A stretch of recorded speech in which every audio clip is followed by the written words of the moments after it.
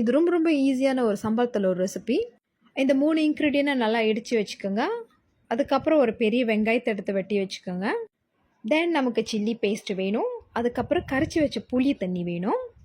Fried boil X வந்து நான் 10 எடுத்து வச்சுருக்கேன்.